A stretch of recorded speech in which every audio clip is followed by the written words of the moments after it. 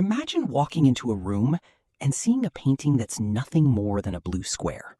Price? $120 million. No gold, no diamonds, no revolutionary technology.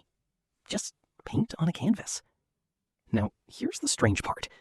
The people buying these paintings aren't crazy. They're often some of the smartest investors in the world. Because they're not buying the art. They're buying something far more valuable. And once you understand what that is, you'll never look at the ultra-rich the same way again.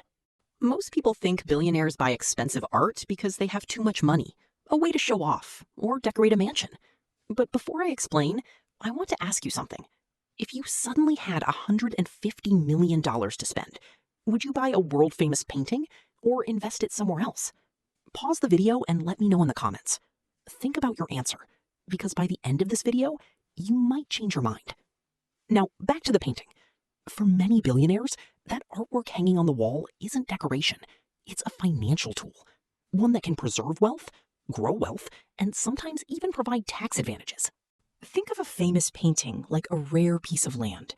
There will never be another original. Its supply is permanently fixed.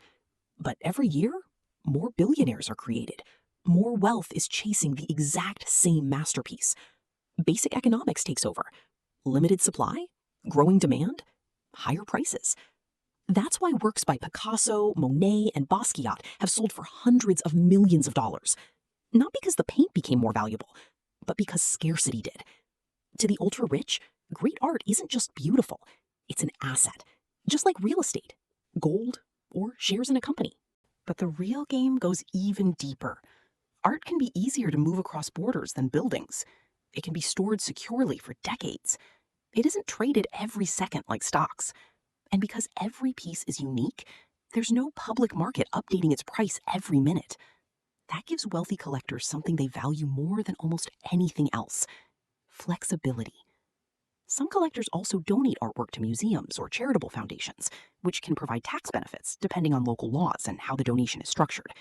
The details vary from country to country, but the principle is simple. The painting isn't just hanging on a wall, it's working. So the next time you hear that someone paid $150 million for a painting, don't ask, why would anyone spend that much? Ask a different question. What do they know that most people don't? Because to billionaires, the frame isn't the investment. The paint isn't the investment. The real investment is owning something the rest of the world can never create again. And that's often where the biggest fortunes are quietly protected. If this video changed the way you think about money, hit the like button so more people can discover it. Subscribe to Behind the Market for simple, story-driven explanations about money, business, and the hidden strategies behind the world's biggest fortunes. Every week, we uncover the stories hiding behind the headlines. Thanks for watching, and I'll see you in the next one.